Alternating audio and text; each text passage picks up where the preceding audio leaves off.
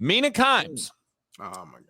Gives an in-depth breakdown of Smitty's Colts quarterback rooms. Steve, I got to get your take on this video here. Daniel Smitty, Jones what's for wrong? mine. This was actually the perfect signing for the Colts. They had to bring in competition for Anthony Richardson. Daniel Jones is actually kind of like the perfect, if you can't beat him, what are we doing here? Quarterback. That's true. Because if he was worse, I think it would be like, this isn't real competition. Like, let's say it was Marcus Mariota. That would be like fake competition.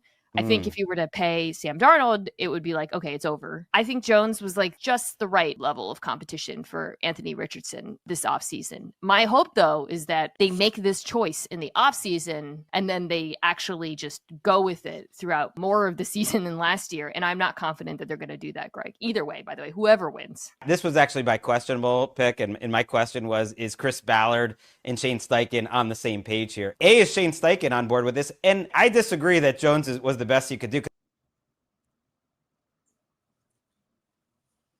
You know what that Darnell? sound was? You know what that sound was? That was Coach JB now getting off the Daniel Jones bandwagon. I'm all for Daniel. I love Daniel Dimes. I have a question, though, about old Mina.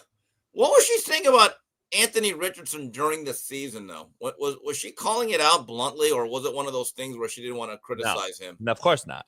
She was worried about Karen Bass. I have no idea because I don't watch the show, and JB don't watch our show, so we don't know.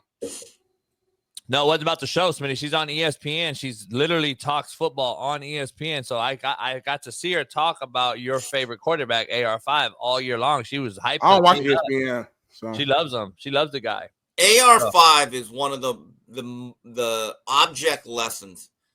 I'm going to say something I think I repeated. I'm going to repeat something I said a couple of weeks ago. Is 1 year at Florida, he threw for under 50%, if I'm not mistaken. That's in a modern NFL offense where you have shovel passes, smoke screens, bubbles. And when I'd watch him, I'd say, this is an unbelievable athlete. If he played for Dan Mullen, I believe by a second year starting, he could have been in the Heisman race. And then I saw an interview where he said, well, I wasn't coming back to college no matter what. And I'm like, then you're taking the short-term money. And then for the Colts to have all this information out there, and when I started seeing mock drafts where it said Colts at number 3 or 4, I was like, really? I said, Chris Ballard does not like his job. He does not like his job. Smitty went on a rant. You never see Smitty. Hey, Steve, you never see Smitty say anything negative about anything. Like a cat and a mouse are now best friends, and he's fine with Tom it. and Jerry, when they got together. Yeah, they only had one episode in 36 seasons that they were friends in. No, the last couple of years they had Glasnost. They got together. They were cool. But I didn't understand the AR farm. I'm like, you needed to come back another season. But yeah, Steve, it's good. Hey, Steve, here's the thing.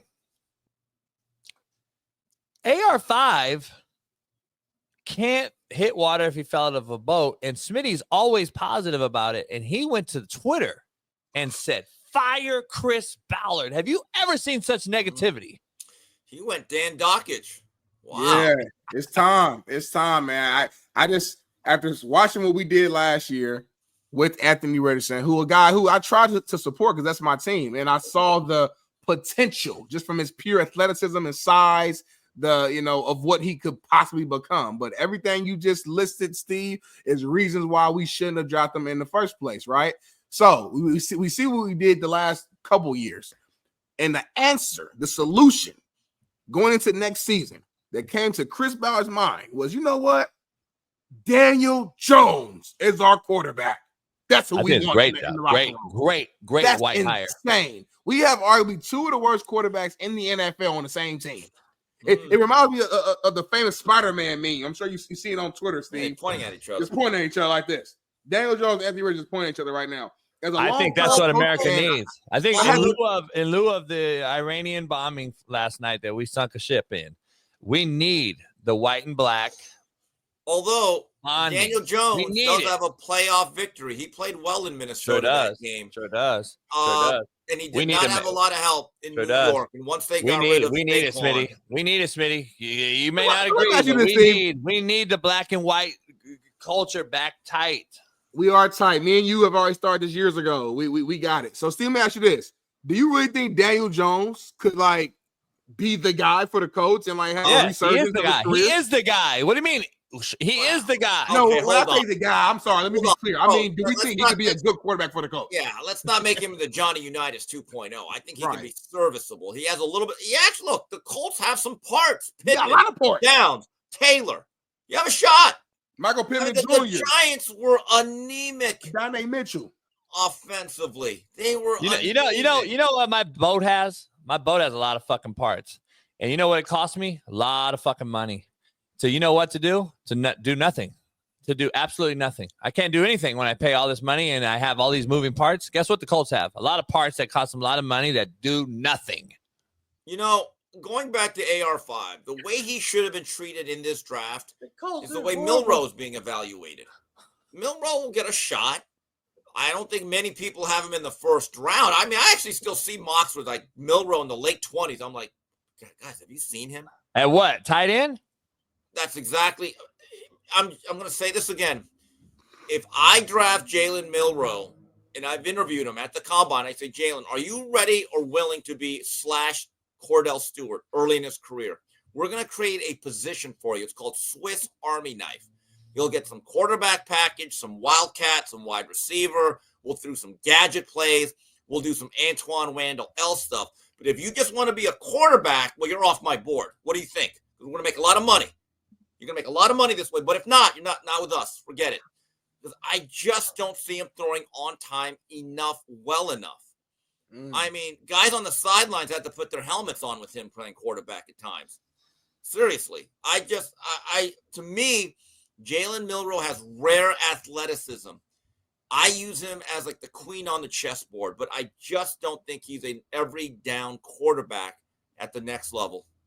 He and AR5 should be used the way the Saints use Taysom Hill, in my opinion. Yes, to a certain degree, yes. Like, literally. That's how they should be used. 4th and 1, power. Yeah. Wildcat, 2-point conversion, gadget play, double reverse, throw the ball 80 yards down. Yes. Yeah. I think it'd be perfect. Football to a certain degree. That's how the coach going to move forward with Daniel Dimes. That's how they should use both of them. Daniel Jones will probably be the starter just because he has at least some level of success at the NFL. And then you bring in AR5 on occasions to make those deep throws, those trick plays, those short yardage, those. I think that's the best case for my coach right now. Thomas was a big, strong-arm guy at Virginia Tech. I actually know someone that was in an NFL camp with him. He said he has the strongest arm he has ever seen. The guy could literally be on both knees and throw the ball 60 yards. I mean, literally, and just like, I was like, what? He goes, Steve, I've never seen anything like it. I know a guy that was in camp with them in Arizona. Did not have what it took to be an NFL quarterback, but he made a very good living as a tight end. I think he played about 7-8 years. So sometimes if you want to stay in this league, you have to have that ability to adapt and adjust. Is what it is. I think there's better odds of a zebra biting a crocodile in the wild than there is AR5 being legit or Jalen Milroe. That's why you get creative with them. I'm saying we've seen it. AR5 did show some flashes though. I know I'm killing him. We all killing him. He showed some flashes. Oh, there actually is a zebra killing a crocodile. Oh well, so you're telling me there's a chance. There's a chance. There's the chance. There we go, Steve. The zebra's fucking up a crocodile. There's hope for AR5. But look, Joshua Cribbs had a good Pro Bowl run as a kick returner and wide receiver. I think he was a quarterback in the MAC, right? Julian Edelman was a quarterback. It's okay. It's like this badge of honor to say, I'm just going to play quarterback.